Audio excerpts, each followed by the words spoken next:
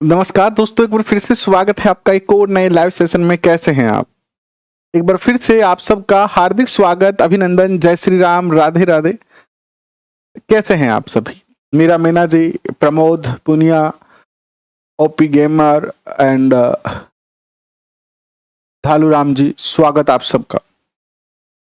चर्चा करेंगे इस सेशन के अंदर हम मनोविज्ञान के अंदर अधिगम टॉपिक का। ये तीसरा सेशन है और आज हम जहां कल छोड़ा था वहीं से शुरू करेंगे अधिगम को। अधिगम के कुछ सिद्धांत पढ़ेंगे। एक सेकंड रुक के आ जाइए सारे बच्चे, फिर शुरू करते हैं।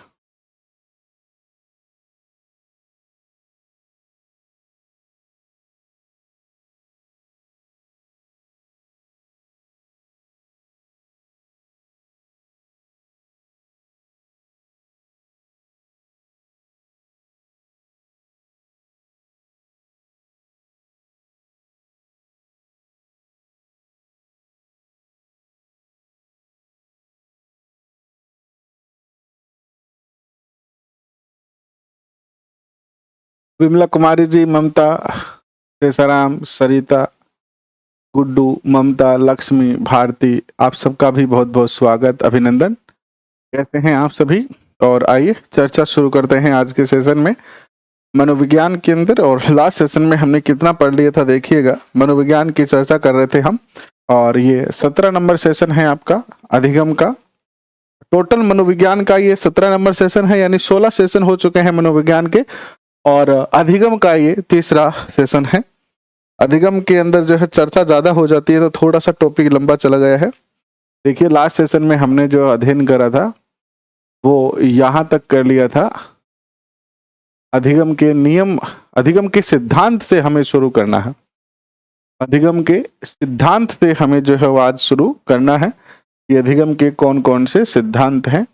तो आइए अधिगम के सिद्धांतों की चर्चा करते हैं।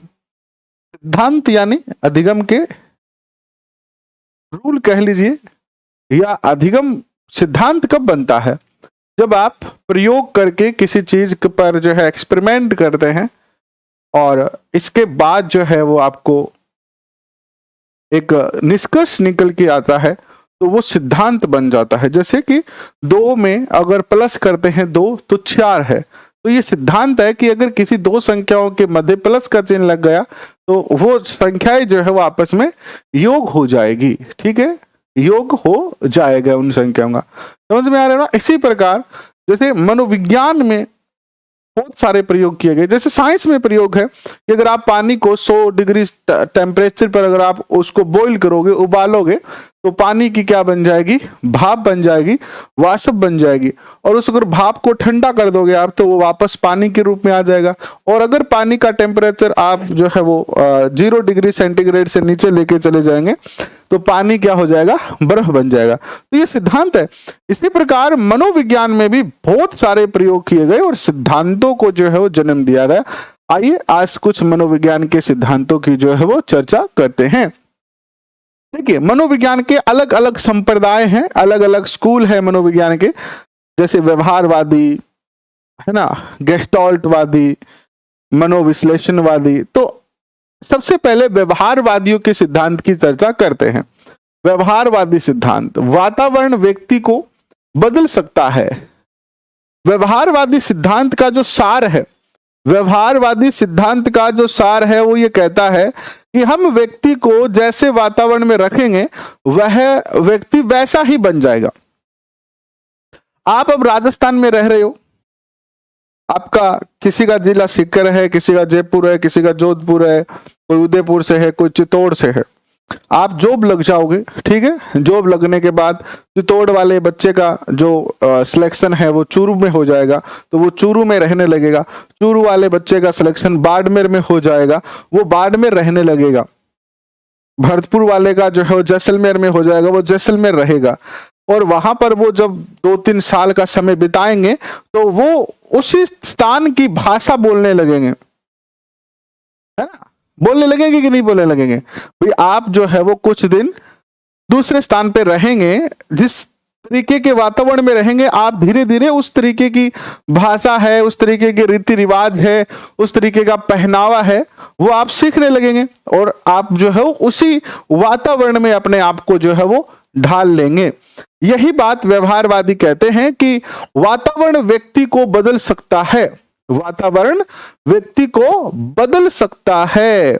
जेबी वॉटसन व्यवहारवादी थे, वुडवर्थ व्यवहारवादी थे, पावलव, सीएल, बोरिन, पिसली, मैकडूगल एंड पोलेंस्की और गुथरी। क्वेश्चन पूछा जाएगा, निम्न में से कौन व्यवहारवादी नहीं है, या निम्न में से कौन सा मनोवैज्ञानिक व्यवहारवादी है। इस तरीके के जो क्वेश्चन आपसे पूछे जाएंगे उनको आप खास तौर पर जो है वो ध्यान दे सकते हैं। हवा सिंह जी कह रहे हैं कि अलवर की धरा से सादर प्रणाम। तो बिल्कुल आपका जो प्रणाम है वो हम स्वीकार करते हैं, आपका अभिवादन स्वीकार करते हैं। हवा सिंह जी कैसे हैं आप? और मीनाक्षी जी गुड आफ्टरनून, कैसे हैं आप? सुस्मिता कैसे हैं? सुनीता पूनिया, आप सबका बहुत बहुत स्वागत, अभिनंदन। देखिए, अब पहला सिद्धांत आता है प्रयास व त्रुटि का सिद्धांत। क्वेश्चन कैसे पूछा जा सकता है?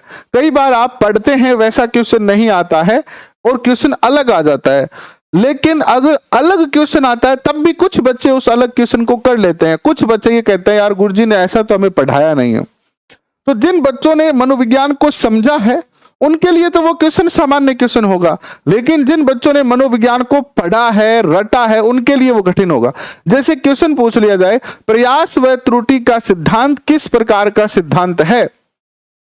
प्रयास व त्रुटि का सिद्धांत किस प्रकार का सिद्धांत है? ऑप्शन में आ जाएगा व्यवहारवादी है, ऑप्शन में आ जाएगा गेस्टाल्टवादी है, ऑप्शन में आ जाएगा आपका मनोविश्लेषणवादी है, ऑप्शन में आ जाएगा उपरोक्त में से कोई नहीं। अब आप में से कोई बच्चा तो ये कहेगा यार ये तो गुरुजी ने हमें पढ़ाया नहीं था कि व्यवहारवादी है कि मनोविश्लेषणवादी है कि ये गेस्टाल्टवादी है, कि कौन सा करे? ये तो हमने पढ़ा ही नहीं, ये तो हमारी बुक में ही नहीं लिखा था।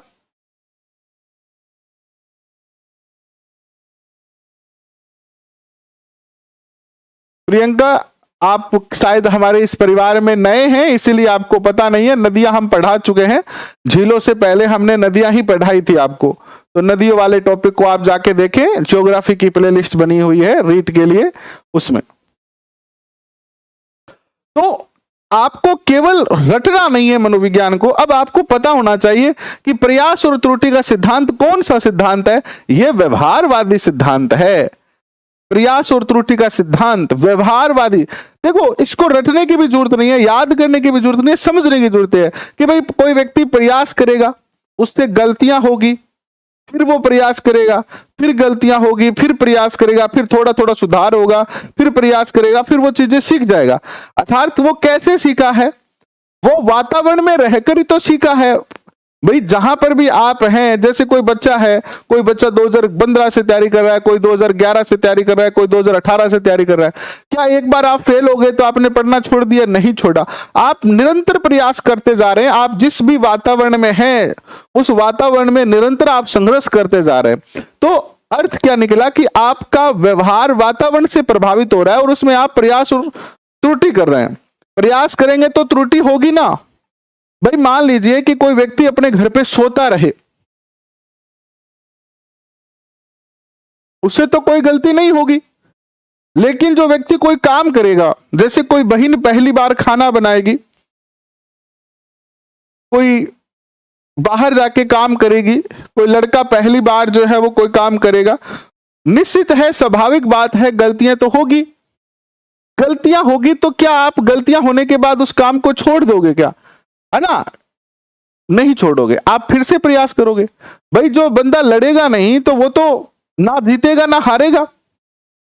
न लड़ने से अच्छा हार जाना है, न लड़ने से अच्छा तो लड़के हार जाना है। कोई दिक्कत नहीं है, कम से कम संतुष्टि है मन में कि यार हम लड़े, हम हार गए, कोई बात नहीं, हम फिर से प्रयास करेंगे। तो यही सिद्धांत है प्रयास व त्रुटि का सिद्धांत। इसको अन्य नाम से भी जाना जाता है, जैसे अनुक्रिया का सिद्धांत, SR थ्योरी, संबंधवाद उद्दीपक अनुक्रिया का सिद्धांत, उद्दीपक अनुक्रिया का सिद्धांत, यानी यह सिद्धांत क्या कहता है कि आपके सामने एक उद्दीपक है, आपके सामने एक उद्दीपक है, और उस उद्दीपक के लिए, इस उद्दीपक को प्राप्त करने के लिए आप क्या कर रहे हो, इसको देख देख के बार बार क्या कर रहे हो, क्रिया कर रहे हो।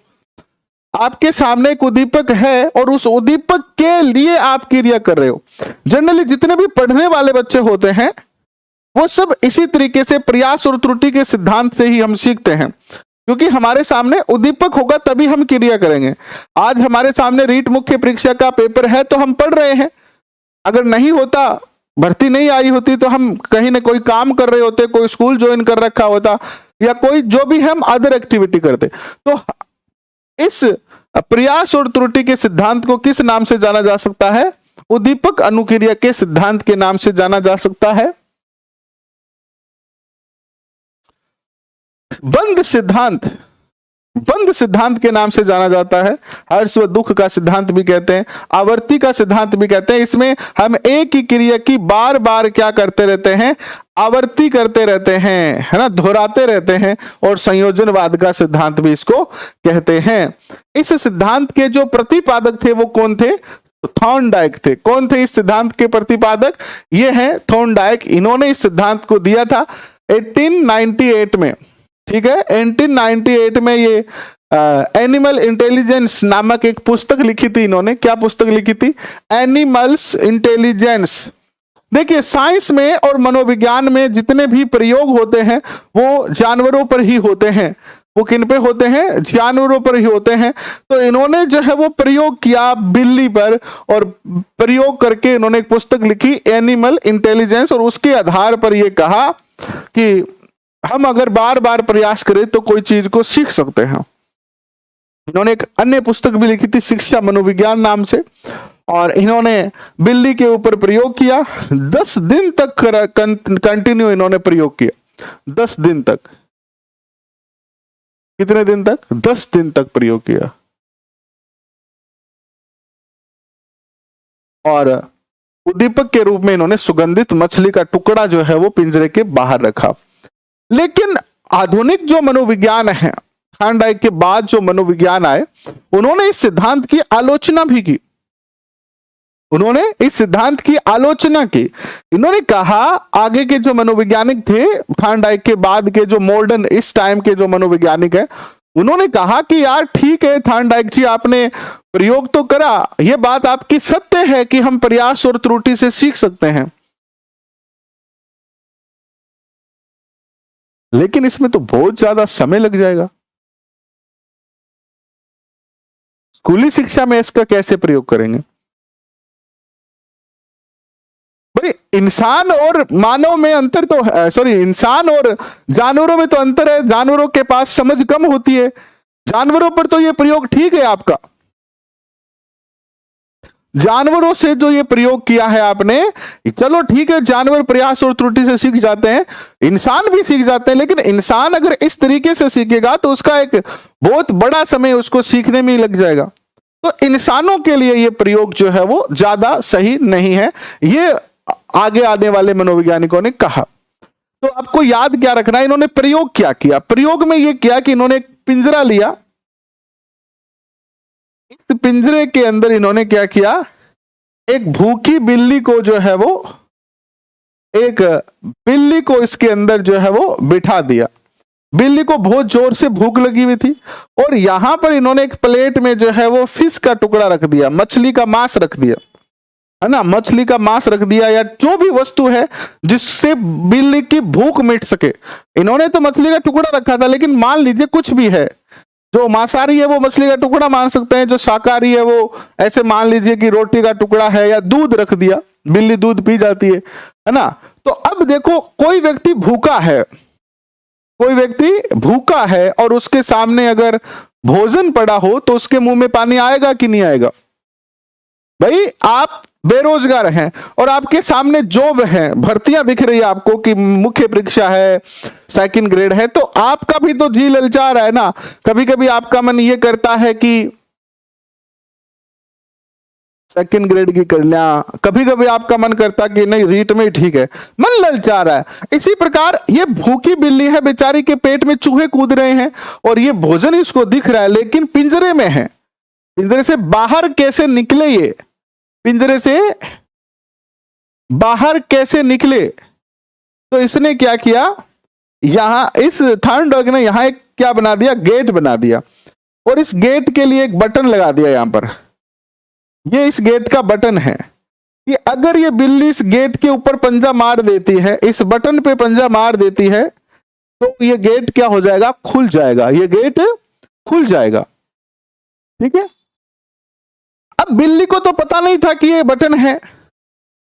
बिल्ली क्या कर रही है, भाई आपको भूख लग रहा है और आपको नहीं पता है कि हम कैसे भोजन प्राप्त करें, तो आप क्या करोगे, रसोई में जाके बर्तनों को इधर उधर करोगे ना, कि यहां खाना होगा, कभी फ्रिज में देखोगे, कभी डब्बे में देखोगे, कभी देगची में, कभी कुकर में देखोगे।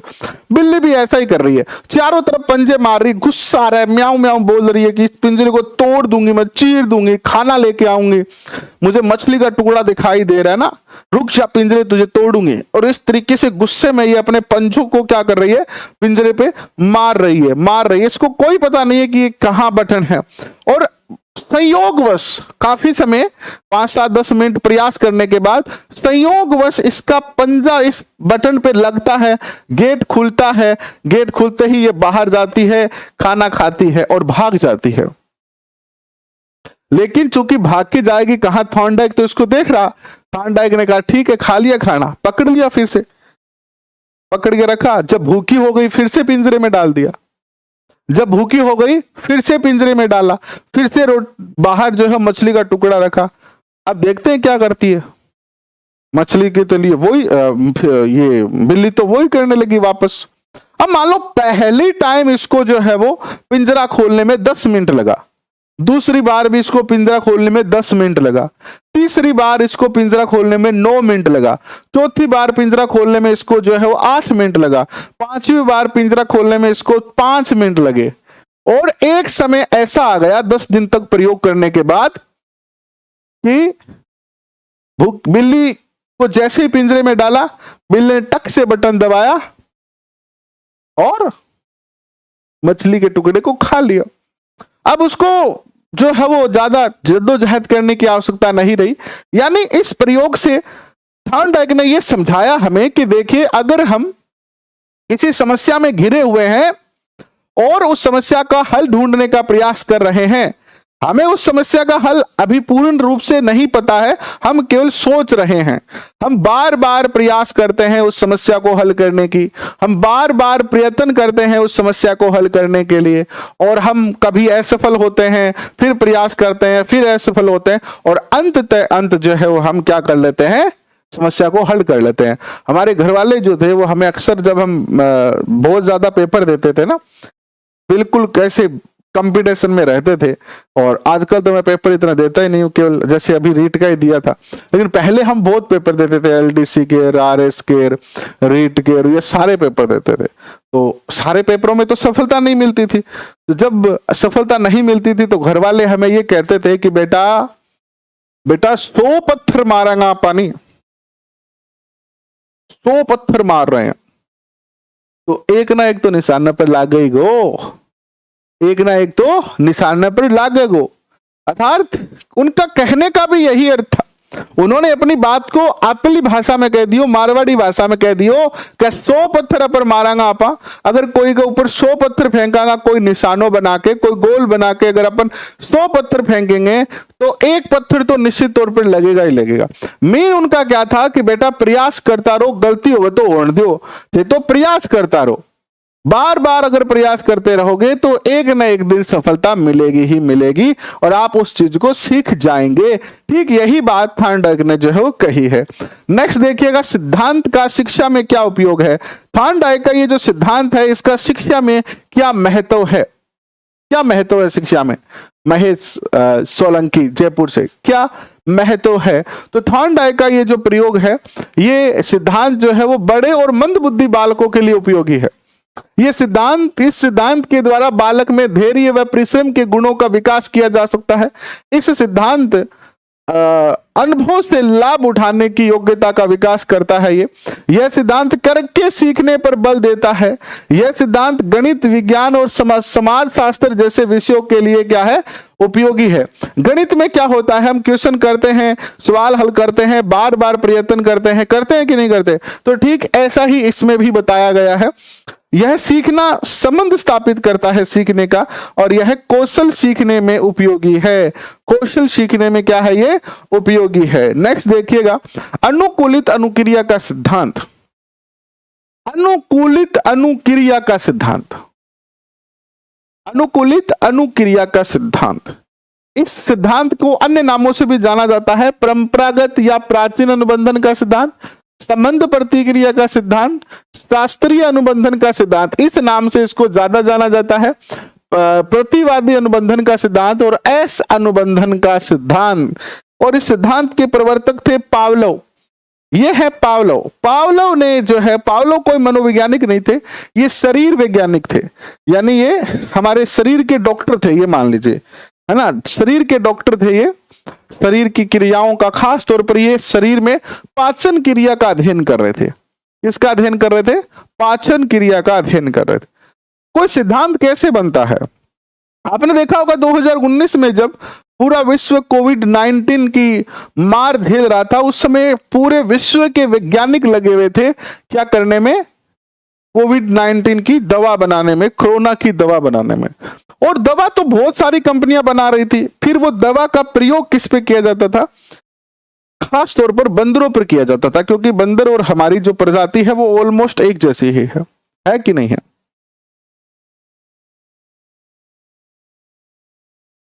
तो इसी प्रकार ये जो सिद्धांत बने हैं ना, वो भी उसी तरीके से बने हैं जैसे कोविड की दवाई बनी है, ठीक है। इसमें भी प्रयोग किए गए, मानव पे न करके इन अलग अलग पशुओं पर जो है वो प्रयोग किए जाते हैं, ठीक है।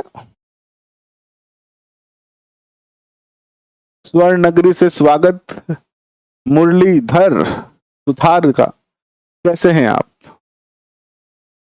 मुरलीधर जी, कैसे हैं आप, बहुत बहुत स्वागत, अभिनंदन आपका। पावलोव जो थे वो आईपी पावलोव इनका नाम है, 1904 में इन्होंने प्रयोग किया। रूस के हैं ये और शरीर विज्ञानी है ये। 1904 में ही इनको इस प्रयोग के लिए नोबेल पुरस्कार मिला आईपी पावलोव को। और सीखना एक अनुकूलित अनुक्रिया है। सीखना क्या है, एक अनुकूलित अनुक्रिया है, पावलोव ने कहा, इसीलिए इन्हें अनुबंधन का पिता कहते हैं। आईपी पावलोव ने प्रयोग किया कुत्ते पर। इसको अगर साधारण शब्दों में आप समझना चाहेंगे कि क्या है आईपी पावलोव का प्रयोग, तो यह है लालच देकर काम करवाना। जी हाँ, घर में नई नई बीननी आई, ठीक है, आज की बीननी पढ़ी लिखी युवा बीननी, व्हाट्सएप, फेसबुक, इंस्टाग्राम, ट्विटर चलाने वाली, और सासू थोड़ी पुराने जमाने की थी। बीननी तो किए गए दिन में 5-7 घंटा तो मैंने सोशल मीडिया पर अपडेट चेक करना टाइम चाहिए। और सासू 2-4-5 दिन तो देखोगे भाई बीननी काम करे अपने काम, तो कलटा को नहीं बीननी पा, काम पूरा नहीं हो रही है तो सासू फिर एक, क्योंकि देखो सासू है, सासू के वह होशियार हुआ है, होशियार यानी बहुत सारो आपको जीवन जो है वो बहू के रूप में बिता चुकी हुआ है, बने ध्यान हुआ जिंदगी के हुए, क्योंकि सासू को अनुभव ज्यादा हुआ है, बहू को अनुभव कम हुआ है नहीं। तो सासू थोड़ी क्या बहुत यहाँ समझदार टाइप की लेडी थी। तो बा बोलियो कि भाई बात सोचो मन में कि अब इन्होंने नए जमाना गया क्या, तो काम तो करे तो है पर ध्यान ज्यादा फोन में रहे, तो काम क्या करावा।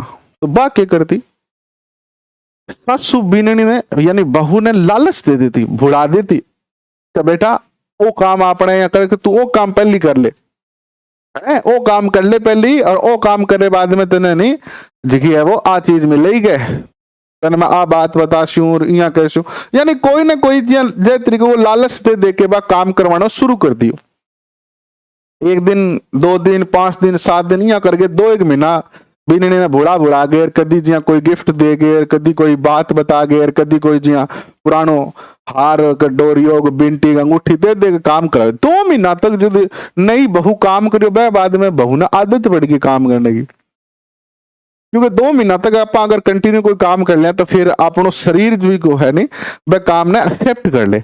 अब सासू 2 महीना बाद चेक देखा भाई, अब सासू एक दिन चल गई पड़ोसिया करे कि मैं तो जाऊं मंदिर में और भजन कीर्तन करूंगी, आगे देखूंगी कि तो काम करे, आगे देखो तो बिना सारो काम कर रखियो। तो ये भी तरीका है, यही एक तरीका है जिसको पावलोव ने प्रयोग किया। इस तरीके को हम छोटे बच्चों पर भी प्रयोग करते हैं। ये छोटे बच्चों कोई काम कौन करे, जी बापू जी करे यार, बोला बेटा पानी ला, तो टाबर की आज कह दे क्यों, फिर पी लियो थारा गया हाथ टूट गया, कह दे नहीं है तो बापू जी मैंने पहली लालच दे दिया, रे पानी को लोटो लिया और आज तार खातर सेव ले आए होंगे, सेव खा लो। अब वो टाबर भागे भागे आओ पानी को लोटो ले गए, यानी लालच दे के काम करवाना और वो काम करवाना सिखा देना। खास तौर पे छोटे बच्चों में जो प्री प्राइमरी के जो बच्चे होते हैं, प्री प्राइमरी के जो बच्चे होते हैं, LKG नर्सरी UKG के, उनको इस विधि से जो है हम बहुत सारी चीजें सिखा सकते हैं, उनको इस विधि से बहुत सारी चीजें हम सिखा सकते हैं।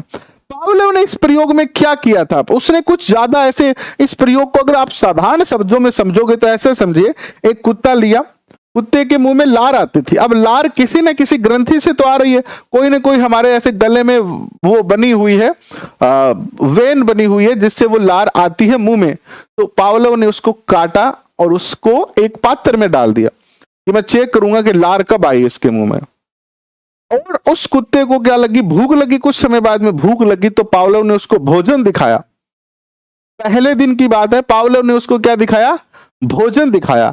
जैसे ही पावलोव ने भोजन दिखाया कुत्ते को, कुत्ते के क्या, ये तो भोजन दिखाया है, अगर मान लो मैं नाम ले लेता हूं जैसे कि राजभोग, छमछम, काजू की बर्फी, बादाम की बर्फी, समोसे, कचौरी, चाउमीन, आलू टिक्की, बर्गर, सैंडविच, ऐसे नाम भी ले लेते हैं तो भी मुंह में क्या आ जाता है, पानी आ जाता है, इंसानों के ही आ जाता है।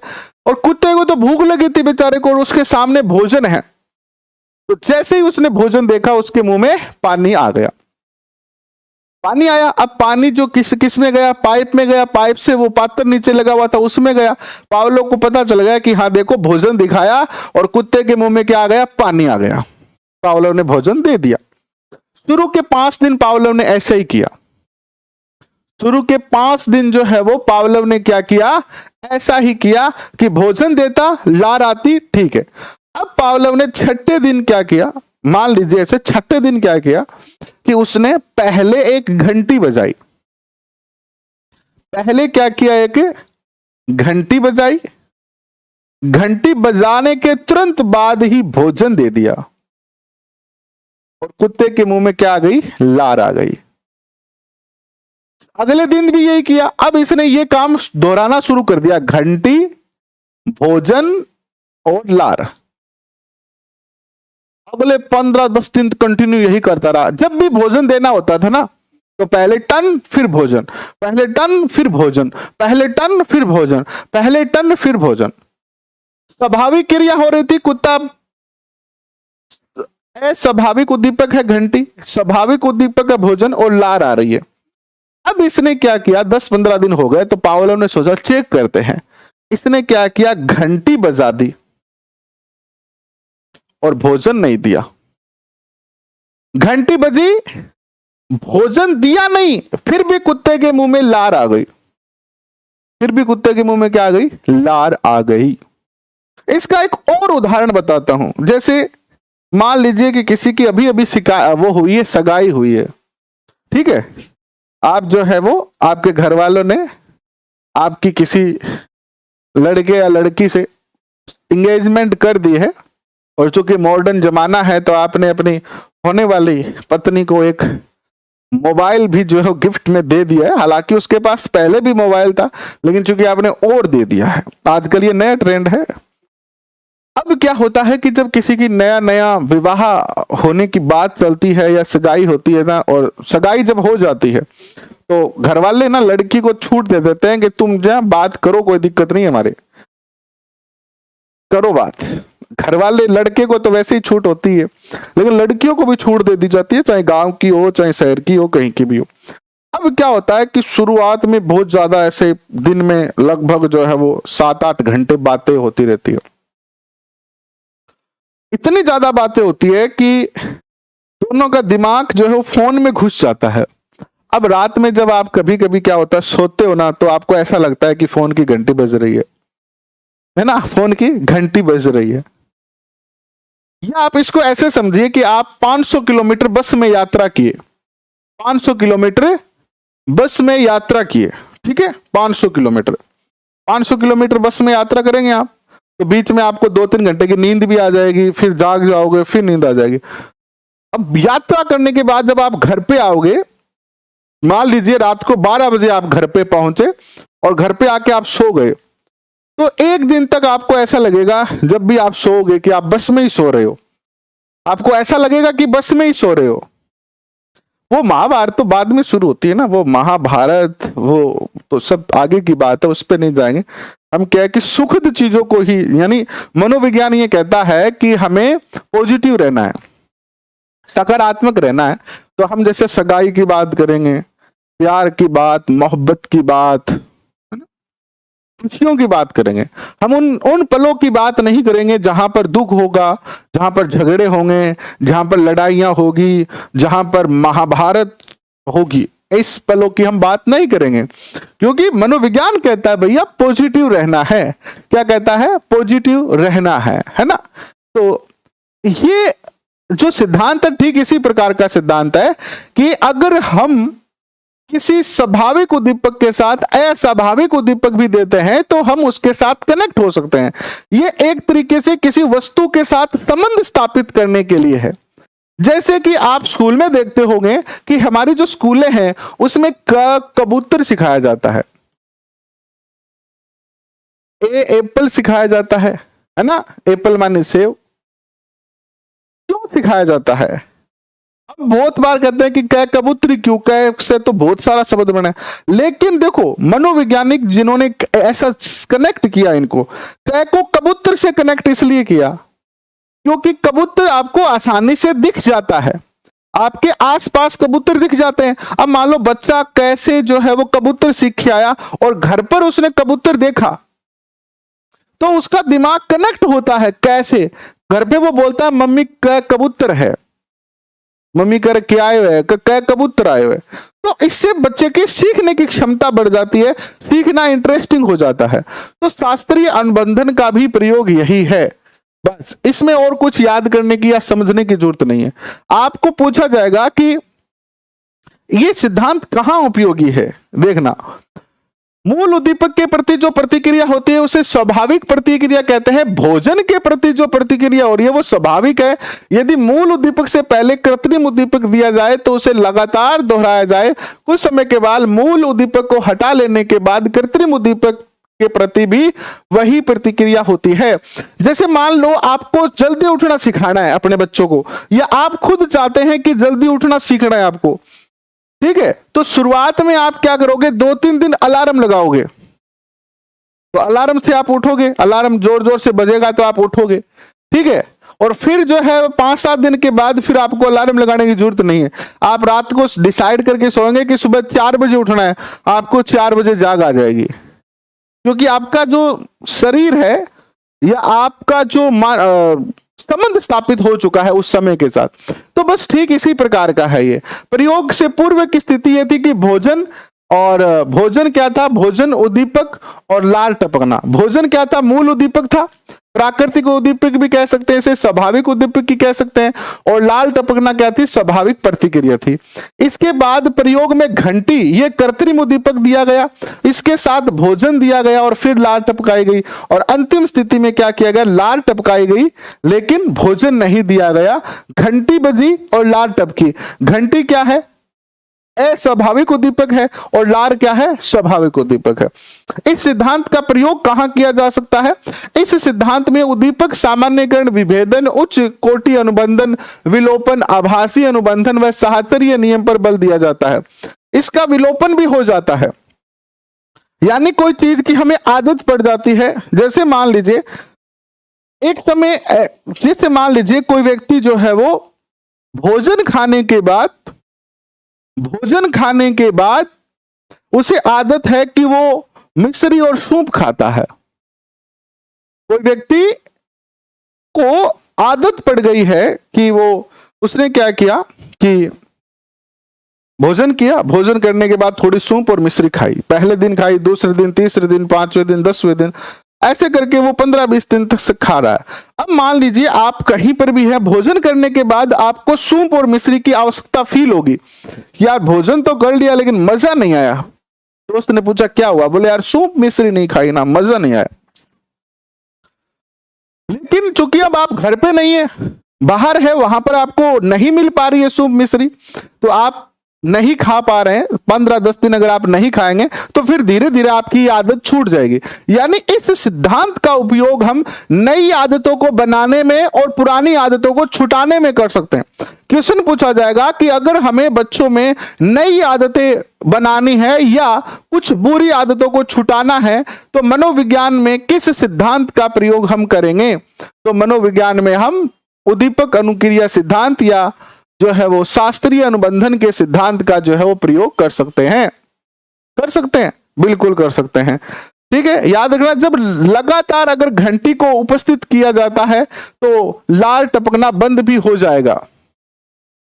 अनुपस्थित होता है यहां पर, अनुपस्थित। अगर लगातार आप घंटी नहीं बजाएंगे ना तो फिर घंटी के साथ कनेक्ट नहीं रहेगा बच्चा। इसका एक और उदाहरण भी है कि जब आप स्कूल में पढ़ते थे तो जब लंच टाइम की घंटी लगती थी तो अचानक से भूख बढ़ जाती थी, हम भागते थे खाना खाने के लिए। मैं 2 साल हॉस्टल में रहा तो हमारे हॉस्टल में क्या था कि घंटी बजती थी खाने की। जैसे सुबह खाना तैयार हो जाता था ना तो घंटी बजा दी जाती थी, टन टन टन टन टन। सभी बच्चों को पता चल जाता था कि खाना तैयार हो गया है और सभी बच्चे मेस की तरफ भागा करते थे। इसी प्रकार रात को लगभग 7 बजे के करीब टन टन टन टन घंटी बजती, सब बच्चों को पता, क्योंकि हमारे हॉस्टल में बहुत सारे बच्चे थे, लगभग 100-150 तो कमरे थे और हजारों बच्चे थे, तो सबको तो कहना संभव नहीं था, तो घंटी बजा दी जाती थी। तो हमें याद, हम शुरू में जब गए थे ना तो बहुत भूख लगती थी हमें, तो हम और हमारे रूममेट थे, हम जैसे ही घंटे हम इंतजार करते रहते थे, है ना। खास तौर पर उस दिन का, जिस दिन स्पेशल डाइट बनती थी, तो घंटी बजी और ये दौड़े भागे सबसे पहले। तो घंटी अब हमारे, क्योंकि हम 2-2.5 साल तक बाहर रहे हॉस्टल में, तो दिमाग को आदत पड़ गई थी घंटी बजने की। घंटी बजेगी भोजन खाएंगे, घंटी बजेगी भोजन खाएंगे, है ना। नेक्स्ट देखिए, इस नियम या यह नियम उद्दीपक सामान्यकरण पर बल देता है। अनुकूलित अनुक्रिया को प्रभावित करने वाले कारक कौन से हैं? आपका जो संबंध बनता है, अनुकूलित अनुक्रिया जो बनती है उसको प्रभावित करने वाले कारक कौन से हैं? प्रेरक का भाव, 2 उत्तेजकों के मध्य संबंध, उत्तेजकों की पुनरावृत्ति, नियंत्रित वातावरण और मानसिक स्वास्थ्य। कैसे? प्रेरक का भाव, जैसे मान लीजिए आप कुत्ते के, इस बात को समझना, पहले टॉपिक को समझना कि प्रेरक का अभाव कैसे आपकी अनुकूलित अनुक्रिया को प्रभावित करता है। जैसे मान लीजिए आप घंटी तो बजा रहे हैं और भोजन दे नहीं रहे हैं, भोजन नहीं दे रहे हैं, तो क्या लार टपकेगी? लार टपकेगी क्या? अरे आप प्रेरक तो दो। आप चाहते हैं कि आपके घर में जो छोटा बच्चा है वो दूध, जैसे जनरली हमारे घर में क्या होता है कि जो छोटे बच्चे होते हैं उनका मां से संघर्ष चलता रहता है, खास तौर पर 3, 4, 5, 6 महीने के जो बच्चे होते हैं, फिर 1-2 साल के बच्चे भी होते हैं, 5-7 साल तक बच्चा के जो होते हैं वो बहुत ज्यादा माँ को परेशान करते हैं। किस लिए? दूध के लिए। माँ या दादी उनके पीछे दूध का गिलास लेके घूमती रहते, बेटा दूध पी ले मेरा लाल, दूध पी ले। और टाबर के कैसी मन, दूध कौन पीणू, मैं दूध पीऊं ही कौन, मैं दूध चोखो को लागेगा, मैं कौन पीऊं दूध। और माँ और दादी बेचारी बहन सारे दिन पीछे फिर बोल रहे। अब मान लो आपा के टाबर ना कर दिया, ले बेटा 10 रुपया, ₹10 ले गए, 10 ही तो चीज खा ली और दूध पी ले, तो टाबर के कर सी पट देने से दूध पी ले सी। यहाँ करके थे 10 एक दिन टाबर ने 10-10 रुपया दे दूध पिया होगा, तो फिर वो 11वें दिन आप ही पी ले वो। लेकिन मान लो हमने यहाँ पर ये 10 रुपये या भोजन को हटा दिया, तो अब इसका शास्त्रीय अनुबंधन जुड़ेगा कैसे? जुड़ नहीं पाएगा, नहीं जुड़ पाएगा ना, शास्त्रीय अनुबंधन नहीं जुड़ पाएगा प्रेरक के अभाव में। दूसरी बात है उत्तेजकों का संबंध, दो उत्तेजकों का संबंध, आपस में संबंध भी तो होना चाहिए ना। फिर आता है उत्तेजकों की पुनरावृत्ति। आपने कितने दिन तक प्रयोग किया? मान लो आज आपने घंटी बजाई, आपके घर में या गली में कोई कुत्ता था, घंटी बजा के कुत्ते को 2 रोटी गिर दी, और दूसरे दिन आपने जो है घंटी बजाई, रोटी गिरी नहीं, आप इंतजार कर रहे हो, यहाँ थोड़ा देख रहे मुंह में ला रहा है, थोड़ा देख रहे मुंह में ला रहा है। अब ये एक दिन में थोड़ी बात हो गया, तो हथेली पर सरसों उगाना वाली बात होगी, एक दिन में तो नहीं आएगी ना। आएगी क्या एक दिन में? नहीं आएगी। एक सेकंड रुको।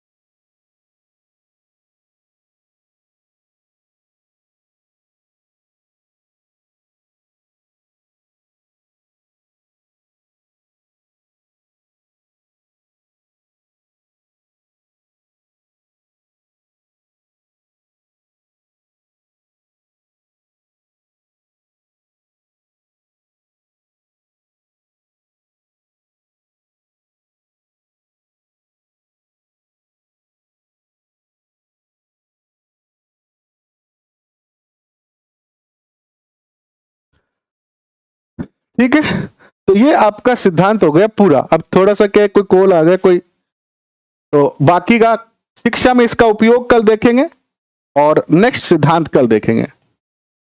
कल ये सारे सिद्धांत पूरा करके इस टॉपिक को पूरा ही कर देंगे। कल ये सारे सिद्धांत करके इस टॉपिक को क्या कर देंगे? पूरा कर देंगे। तो अभी के लिए बस इतना ही। बहुत बहुत धन्यवाद, आप सब लोगों ने अपना कीमती समय दिया, इसके लिए थैंक यू।